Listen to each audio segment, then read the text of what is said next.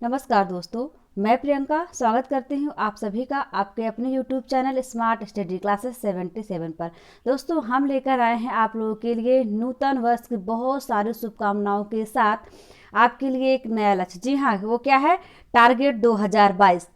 Target 2022 में क्या है? टारगेट आपका एनटीए नेट जेआरएफ को क्रैक करना, और उसी के क्रम में मैं आपको सॉल्व करवा रही हूँ। जितने भी ओल्ड पेपर मेरे पास उपलब्ध है वो सभी को मैं सॉल्व करवा रही हूँ आपके लिए। तो अभी मैं लेकर आई हूँ आपके दिसंबर 2010 का सेकंड पेपर हिंदी का। चूँकि हमारी जो तैयारी चल रही है वो हिंदी से चल रही है, तो उसी क्रम में हिंदी का सेकंड पेपर है ये, और 2010 दिसंबर में हुआ था। इसके पहले अपलोड हो चुका है आपके पास जून 2010 का, तो आप लोग जरूर उसको देखिए। किसी परीक्षा देने से पहले यदि आप उसके ओल्ड पेपर देख लेते हैं तो आपको एक आइडिया लग जाता है कि किस टाइप के क्वेश्चन पूछे जाते हैं। ठीक है दोस्तों, यदि आप फर्स्ट पेपर की भी तैयारी करना चाहते हैं तो उसके वीडियोस भी आपको हमारे चैनल पर उपलब्ध हैं। आप जाइए विजिट करिए हमारे चैनल पर, वहाँ पर प्लेलिस्ट बनी हुई है टारगेट 2022 एनटीए नेट जेआरएफ की, उसमें आपको मिल जाएंगे। ज़्यादा से ज़्यादा आप इस वीडियो को अपने देखने वालों, अपने चाहने वालों तक पहुंचाइए, क्योंकि हमारे यह उद्देश्य है कि ऐसे लोग, बहुत सारे लोग हैं जो नेट जेआरएफ की तैयारी करते हैं लेकिन उनको सही और सटीक जानकारी न मिल पाने के कारण वो सही रणनीति नहीं बना पाते हैं और असफलता उनको मिल जाती है। तो ऐसे लोगों तक यह वीडियो पहुँचाइए, वो हमारे साथ बने रहें और लगातार बने रहें ताकि आप अपनी मंजिल को प्राप्त कर सकें। चलिए हम देखते हैं दिसंबर 2010 में जो सेकंड पेपर हुआ था हिंदी का, उसका प्रैक्टिस सेट, वो प्रैक्टिस सेट नहीं है, ये सॉल्व पेपर है। कौन से प्रश्न आपसे पूछे गए थे? सबसे पहले पूछा गया था अबलो नसानी अबना नसई हो, उक्ति किसकी है? तो यह है उक्ति जो है वो तुलसीदास जी की है। अगला क्वेश्चन था राउल बेल किसकी रचना है? राउल बेल रचना है वो रोड़ा कवि महोदय की है। अब यहाँ पर एक क्वेश्चन पूछा गया था रामचरितमानस, पद्मावत, विनय पत्रिका और चंदायन में से कौन सी अवधी भाषा में रचित नहीं है? यहाँ पर आप देखिए, ये जो रामचरितमानस है अवधी भाषा में, इसे आप विख्याति है, और ये पद्मावत को आप जानते ही हैं अवधी भाषा में, चंदायन भी अवधी भाषा में, लेकिन विनय पत्रिका जो है वो ब्रज भाषा में है। तो यहाँ पर यह अलग हो जाएगी, यानी इस प्रश्न का जवाब हो जाएगा विनय पत्रिका। अगला क्वेश्चन पूछा गया था उद्धव शतक किसकी कृति है? तो उद्धव शतक जो कृति है वो जगन्नाथ दास रत्नाकर जी की है। फिर अगला क्वेश्चन था रामचंद्रिका कवि प्रिया ललित ललाम और रसिक प्रिया में से केशव दास की रचना नहीं है। तो इसमें से केशव दास की रचना जो है वो ललित ललाम नहीं है। फिर आगे बढ़ते हैं हम, निरालाकृत राम की शक्ति पूजा का आधार ग्रंथ क्या है? यानी किस रचना को आधार बनाकर निराला जी ने राम की शक्ति पूजा लिखा था? तो वह था कृत्तिवास रामायण। इसका आधार ग्रंथ कृत्तिवास रामायण है। आत्मजयी किसकी रचना है? आत्मजयी है कुंवर नारायण की रचना। नई कहानी आंदोलन के प्रारंभकर्ताओं में कौन नहीं है? देखिए यहाँ पर इसका मतलब क्या है कि नई कहानी आंदोलन के जो प्रारंभकर्ता हैं उनके बारे में आपको जानकारी होनी चाहिए। तो एक ट्रिक में आप समझिए, कौन थे? कमोरा। ये कमोरा है। कमोरा का मतलब क्या हुआ? कमलेश्वर, और माँ से मुँह से हो गए मोहन राकेश, रा से राजेंद्र यादव। ये तीनों लोग जो थे वो नई कहानी के प्रवर्तक थे। तो इसमें जो चौथा ऑप्शन दिया गया था ज्ञान रंजन का दिया हुआ था। ज्ञान रंजन नई कहानी के प्रवर्तक नहीं माने जाते हैं, तो इसका जवाब यहाँ पर सही हो जाएगा। चलिए आगे हम देखते हैं, मैं बोरसाइला किसकी कृति है? तो यह कृति जो है वो महुआ माझी की है। मेरी आत्मकहानी, देखिए मित्रों ये सभी आत्मकथाएं। मेरी आत्मकहानी, मेरी असफलताएं, मेरी जीवन यात्रा और माटी की मूर्तें में से कौन सी आत्मकथा नहीं है? थोड़ा सा आप यदि आप दिमाग लगाइए, यदि आप नेट और जेआरएफ की परीक्षा देने जा रहे हैं तो मुझे ऐसा लगता है कि इसका आंसर आपके लिए बहुत आसान होगा, क्योंकि इसमें माटी की जो मूर्तें हैं वो राम वृक्ष बेनीपुरी जी की हैं और यह उनकी आत्मकथा नहीं है। तो इस प्रश्न का जवाब भी यही हो जाएगा, माटी की मूर्तें। चलिए आगे बढ़ते हैं। अब आपसे ये पूछा गया था मेरे राम का मुकुट भीग रहा है, यह किसका निबंध है? तो यह निबंध है विद्यानिवास मिश्र जी का। अगला क्वेश्चन है शिवदान सिंह चौहान, नंद दुलारे वाजपेयी, रामविलास शर्मा तथा नाम और सिंह में से मार्क्सवादी आलोचक नहीं है। तो नंद दुलारे वाजपेयी जो थे वो मार्क्सवादी आलोचक नहीं रहे। सुरेंद्र वर्मा कृत नाटक नहीं है या फिर रचना नहीं है। मित्रों आप जानते हैं कि सुरेंद्र वर्मा जी थे वो बहुत प्रसिद्ध नाटककार थे। उन्होंने कई नाटक लिखे हैं। उनका कुछ सुप्रसिद्ध नाटक का हम नाम लेना चाहेंगे, जैसे है द्रौपदी, सेतुबंध, खलनायक विदूषक, सूर्य की अंतिम किरण से सूर्य की पहली किरण तक, और 8वां सर्ग सबसे इंपॉर्टेंट है। यह कई बार परीक्षा में पूछा जा चुका है, आपको नेट जेआरएफ के पेपर में ही पूछा गया 8वां सर्ग। एक दूनी एक, शकुंतला की अंगूठी, कैद ए हयात, यह सभी जो नाटक हैं वो आपके सुरेंद्र वर्मा के हैं, जबकि बादशाह गुलाम बेगम जो है वह इनका नहीं है। 4 ऑप्शन दिए गए थे, उसमें 3 नाटक आपको सुरेंद्र वर्मा जी के थे और ये बादशाह गुलाम बेगम अलग था, तो उसमें आपका यह आंसर सही हो जाएगा। चलिए आगे बढ़ते हैं। अरे यायावर रहेगा याद किसका यात्रा वृत्तांत है? यह है अज्ञेय जी का। अज्ञेय का पूरा नाम आपको पता ही है, सच्चिदानंद हीरानंद वात्स्यायन अज्ञेय था। आगे पूछा गया था आपसे साकेत, कामायनी, महाप्रस्थान तथा प्रिय प्रवास में से काव्य महाकाव्य नहीं है, ये इस पर ध्यान दीजिए। ये तीनों काव्य तो हैं, लेकिन महाकाव्य पूछा गया तो महाप्रस्थान जो है वो महाकाव्य नहीं है। काव्य शोभा करान धर्मान लंकार प्रचछते, उक्ति किसकी है? यह उक्ति है दंडी महोदय की। अगला आपसे पूछा गया था संतो भाई आई ज्ञान की आंधी रे, पंक्ति में कौन सा अलंकार है? तो यहाँ पर रूपक अलंकार है। इन सब की विस्तृत कक्षाएं हम बहुत जल्द लेकर आ रहे हैं आपके लिए, अभी तो हम सिर्फ आपको ओल्ड पेपर सॉल्व करवा रहे हैं। चलिए देखते हैं ब्रज भाषा किस अपभ्रंश से विकसित हुई है? इसका जवाब होगा ब्रज भाषा जो है वो सौर से यानी अपभ्रंश से विकसित हुई है। डिंगल भाषा का संबंध किससे है? राजस्थानी भाषा से डिंगल भाषा का संबंध। डिंगल और पिंगल 2 विधाएं हुआ करती थी, भाषाएं हुआ करती थी। कुछ लोगों ने भाषा मानने से इनकार कर दिया, कुछ लोगों ने शैली कहा है। फिलहाल यहाँ पर ऑप्शन दिया गया था राजस्थानी साहित्य, यानी डिंगल भाषा का संबंध जो है राजस्थानी साहित्य से है। राजस्थानी साहित्य डिंगल भाषा में लिखा गया है। अब प्रकाशन काल के अनुसार हिंदी पत्रिकाओं का सही अनुक्रम आपको बताना है, कौन सी पत्रिका कब प्रकाशित हुई थी। मैंने यहाँ पर उसका क्रम दे दिया है, लेकिन आपको सन बताना है, तो चलिए हम बताते हैं आपको कौन सी पत्रिका किस सन से प्रकाशित होना प्रारंभ हुई थी। सबसे पहली पत्रिका यहाँ पर कविवचन सुधा है। कविवचन सुधा का जो प्रकाशन प्रारंभ हुआ था 1867। उसके बाद हिंदी प्रदीप का प्रकाशन हुआ था 1896 में। नागरी प्रचारी पत्रिका आई थी 1896 में, वो भी थी, लेकिन ये हिंदी प्रदीप के बाद आई थी। और सरस्वती तो आप जानते हैं 1900 में। चलिए अगला क्वेश्चन पूछा गया था काल के अनुसार रचनाकारों का सही अनुक्रम क्या है? सबसे पहले हैं आपके लाला श्रीनिवास दास जी। इनका जन्म काल क्या रहा है? 1850 से लेकर के 1907 तक इनका जन्म काल रहा है। प्रेमचंद जी का जन्म काल जो है 1880 से लेकर के 1936 तक माना गया है। आपको एक याद होना चाहिए कि 1936 में इन्होंने गोदान को पूर्ण किया था और कफन नामक कहानी भी 1936 में ही लिखी थी। इसी से आप जोड़कर याद करिए। अमृतलाल नागर का जीवन काल रहा है 1916। ये देखिए यहाँ पर मैंने लिख दिया 1916 से लेकर के 1990 तक। तत्पश्चात कमलेश्वर जी का जीवन काल आता है 1923 से लेकर 2007 तक। ये हो गया कवियों का या रचनाकारों का अनुक्रम। अब अगला है रचनाकारों का सही अनुक्रम आपको बताना है। हम लोग बहुत जल्दी कह देते हैं प्रशांत पंत, निराला, महादेवी। ये 4 तो याद रखते हैं, लेकिन इनका क्रम से आप याद करिए प्रसाद, निराला, पंत, महादेवी। अब आप बताइए प्रसाद का यानी जयशंकर प्रसाद, तो इनका जीवन काल रहा है 1890 से लेकर के 1937 तक। और निराला का जीवन काल था 1896 से लेकर 1961 तक। पंत जी आते हैं 1900 से 1977 तक। और महादेवी का जन्म हुआ था 1907 में और मृत्यु हुई थी 1987 में। अब यहाँ पर अगला क्वेश्चन जो पूछा गया, युग की दृष्टि से रचनाकारों का सही अनुक्रम। युग की दृष्टि से सबसे पहले आ जाते हैं आपको चंद्रवरदायु, जो हिंदी के पहले कवि माने जाते हैं। फिर मीराबाई हैं भक्ति काल की, ये सेनापति रीति काल के, और हरिऔध जो है आधुनिक काल के।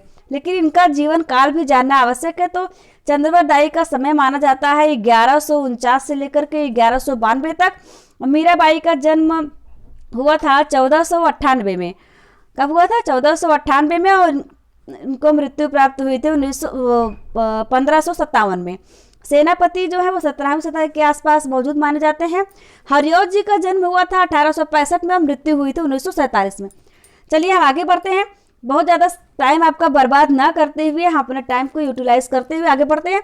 और नाटकों का सही अनुक्रम आपको बताना है, कौन सा नाटक पहले लिखा गया उसके बाद कौन सा लिखा गया। तो अंधेर नगरी ये नाटक है।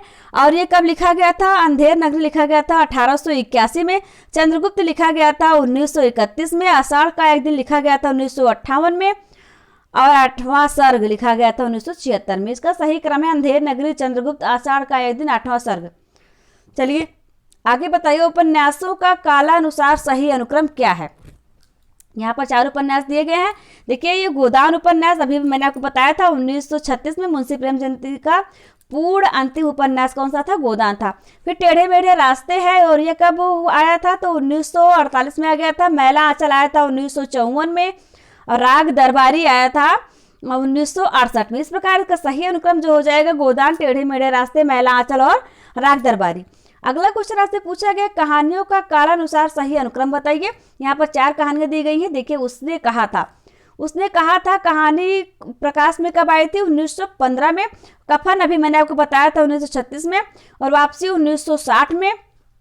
उसके अलावा तिरिच आती है 1986 में। इसका क्रम है दोस्तों, मैंने आपको पहले बता दिया कि क्रम मैंने यहाँ पर सही से दे रखा, क्योंकि 4 ऑप्शन ना देना पड़े और मैं आपको जल्दी से पूरा ये कंप्लीट करवा दूँ, आपका ओल्ड पेपर जितना भी है, इसलिए मैंने इसको वन लाइनर बना दिया है। चलिए मैं आपको सन बताते जाती हूँ ताकि आप इसको अच्छे से याद करते जाइए। अब आपके साहित्य इतिहासकारों का सही अनुक्रम बताना है आपको। गारसा तासी, शिव सिंह सेंगर, रामचंद्र शुक्ल और हजारी प्रसाद द्विवेदी। तो सबसे पहले तो आ जाते हैं आप गारसा तासी। आपको पता ही है गारसा तासी ने सबसे पहले हिंदी साहित्य का इतिहास लिखा था। उसके बाद शिव सिंह सेंगर ने लिखा था, फिर रामचंद्र शुक्ल ने लिखा था और हजारी प्रसाद द्विवेदी ने लिखा था। यह इनका सही अनुक्रम है। चलिए आगे बढ़ते हैं। हम देखते हैं पत्रिका और उसका संपादक का नाम सुमेलित करना है। मैंने इसका सुमेलन यहाँ पर दे रखा है, आपको बार बार बता रही हूँ। आप ये ना सोचे कि परीक्षा में सेम ऐसे ही पूछा गया था, मैं सिर्फ उसका आंसर करवा रही हूँ आपको। जैसे आलोचना पत्रिका के संपादक कौन है? तो अरुण कमल जी हैं, और तब्ध पत्रिका अखिलेश है। हंस पत्रिका के संपादक राजेंद्र यादव है। वाक पत्रिका के संपादक सुधीर पचौरी जी हैं। अगला क्वेश्चन पूछा गया था रचना और रचनाकार का सुमेलन करना था। कितने पाकिस्तान किसकी रचना है? जी हाँ मित्रों, कमलेश्वर की रचना है। और तमस भीष्म साहनी की रचना है। मृग नैनी वृंदावन लाल वर्मा की रचना है। नीला चांद शिव प्रसाद सिंह की रचना है। बहुत बहुत इंपॉर्टेंट ये सारी रचनाएं हैं, आपको अवश्य याद कर लेना चाहिए। और ऐसा अक्सर होता है जितने भी पुराने पेपर हो चुके हैं उनमें से अभी भी कोई ना कोई क्वेश्चन दोहरा दिया जाता है। तो आप सारे क्वेश्चन अगर याद कर लीजिए पुराने, तो 10 से 15 क्वेश्चन तो आपको मिल ही जाएंगे आपके एग्जाम में। बहुत इंपॉर्टेंट। चलिए देखिए हम आगे। अब यहाँ पर दिया गया नाटक और नाटककार को सुमेलित करना है। तो ये रक्षाबंधन जो नाटक है वो किसका है? हरिकृष्ण प्रेमी का है। अंधा कुआं नाटक है लक्ष्मी नारायण लाल का। बकरी नाटक है सर्वेश्वर दयाल शर्मा का। और कोर्ट मार्शल जो नाटक है वो स्वदेश दीपक का है। आगे बढ़ते हैं और पढ़ते हैं पंक्ति और पंक्तिकार। यहाँ पर पंक्ति दी गई है और दूसरी तरफ कवि दिया, लेखक दिए गए, उनको सुमेलन करना है। पहली पंक्ति है साईं के सब जीव हैं कीरी कुंजर दो। यह पंक्ति किसकी है? तो यह पंक्ति है कबीरदास जी की। और देसी बयाना सब जन मिठा, यह तो है विद्यापति जी की। भूषण बिनु न विराजई कविता वनिता मित्र, किसकी है? ये केशवदास जी की है। नैन नचाए कही मुस्काए लला फिरई हो खेलन होरी, यह है पद्माकर जी की पंक्ति। है ना बहुत अच्छी रचनाएं और पंक्तियां भी। चलिए देखते हैं हम कृति और कृतिकार। संसद से सड़क तक किसकी रचना है? सुदामा पांडे धूमिल का। धूमिल इनका उपनाम रहा है। उपनाम से संबंधित 2 वीडियो हमारे चैनल पर पड़े हुए हैं, और अभी हाल ही में आपको जो एनटीए नेट का पेपर हुआ था उसमें मेरे वीडियोस से उपनाम का क्वेश्चन पूछा गया। मतलब अभी बहुत ज़्यादा दिन नहीं हुआ मुझे इस चैनल पर पढ़ाते हुए, फिर भी अभी जितनी परीक्षाएं चल रही जिसमें हिंदी क्वेश्चन आ रहे हैं, यदि आपने प्रैक्टिस सेट नहीं देखा तो आप जाके हमारे प्रैक्टिस सेट देखिए। उसमें से बहुत सारे प्रश्न हैं जो आपकी परीक्षा में आ चुके हैं या आ रहे हैं। ठीक है मित्रों, 15 या 16 प्रैक्टिस सेट पढ़ चुके हैं, आप उसे जरूर देखिए। चलिए अब आप बताइए फूल नहीं रंग बोलते हैं किसकी रचना है? तो ये केदारनाथ अग्रवाल की है। युग धारा है नागार्जुन की। साय में धूप है दुष्यंत कुमार की। चलिए आगे बढ़ते हैं।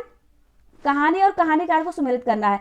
वापसी नामक कहानी किसकी है? तो उषा प्रियमवदा की है। दोपहर का भोजन है अमरकांत का। और परमात्मा का कुत्ता जो कहानी है ये मोहन राकेश की है। ताई तो सुप्रसिद्ध कहानी है विशंभर नाथ शर्मा कौशिक की। अगला है आपको उक्त और ग्रंथकार को सुमेलित करना है। सौंदर्यम लंकारा किसका है ये? तो यह है वामन का। ये पंक्ति है सौंदर्यम लंकारा। वाक्यम रसात्मकम काव्यम किसने कहा? आचार्य विश्वनाथ जी ने कहा था। वागर्थ व्यू संपृक्त वागर्थ प्रतिपत्तये, यह कालिदास की पंक्तियां हैं। रमणीयार्थ प्रतिपादक शब्द काव्यम पंडितराज जगन्नाथ जी ने कहा है। क्योंकि आपके सिलेबस में पाश्चात्य काव्य शास्त्र और भारतीय काव्य शास्त्र दोनों सम्मिलित हैं, इसलिए दोनों का पढ़ना है। तो धन्यालोक के लेखक कौन है? आचार्य आनंद वर्धन जी हैं। और काव्य अलंकार आचार्य भामा है। काव्य प्रकाश को लिखने वाले हैं आचार्य मम्मट। और काव्य अनुशासन को लिखने वाले हेमचंद्र जी हैं। चलिए आगे बढ़ते हैं। आगे आपको ये पाश्चात्य काव्य शास्त्री हैं, उनकी रचनाओं के बारे में मैच करना है आपको। ऐसे इन क्रिटिसिज्म किसका है ये? तो ये मैथ्यू आर्नल्ड का है। किसका? Matthew Arnold. ऐसे इन क्रिटिसिज्म। अगला है बायोग्राफिया लिटरेरिया, ये कॉलरिज महोदय का है। एस्थेटिक्स क्रॉन्चे का है। और practical criticism I A Richard का है। यहाँ पर इसको मैच करना था। अगला है पंक्ति और पंक्तिकार को मैच करना है। पहली पंक्ति है, जो घनी विहुत पीड़ा थी मस्तक में छाई, दुर्दुन में आंसू बनकर वह आज बरसने आई। पढ़ा होगा आपने। यह पंक्ति किसकी? ये पंक्ति है प्रसाद जी की। प्रसाद यानी जयशंकर प्रसाद की। हेरे प्यारे प्यारे को सेज पास नम्र मुख हंसी खिली। हेर प्यारे को सेज पास नम्र मुख हंसी खिली। यह पंक्ति किसकी? निराला। निराला यानी सूर्यकांत त्रिपाठी निराला। हम नहीं कहते कि हमको छोड़कर श्वेत स्वनी बह जाए। यह है अज्ञे। अज्ञे का पूरा नाम क्या था? सच्चिदानंद हिरण्य वाष्यायन अज्ञे। जी हाँ हुजूर, मैं गीत बेचता हूँ। यह पंक्ति किसकी है? भवानी प्रसाद मिश्र की। मित्रों, ये क्वेश्चन इतने ही थे। इसके अलावा 3 क्वेश्चन आपके थे स्थापना से और स्थापना और तर्क से। मैं बता देती हूँ आपको। पहला क्या होता है, इसमें एक स्थापना दिया रहता है, दूसरा उसका तर्क दिया होता है। उसके बाद आपको 4 ऑप्शन देकर पूछा जाता है कि ए और आर दोनों सही हैं, ए और आर दोनों गलत हैं, ए सही है आर गलत है, ए सही है आर उसका सही व्याख्या नहीं करता। इस प्रकार के होते हैं, आपको उसका जवाब देना पड़ता है। पहला कथन था, यानी स्थापना था, वीरता की कभी नकल नहीं हो सकती, जैसे मन की प्रसन्नता कभी कोई उधार नहीं ले सकता।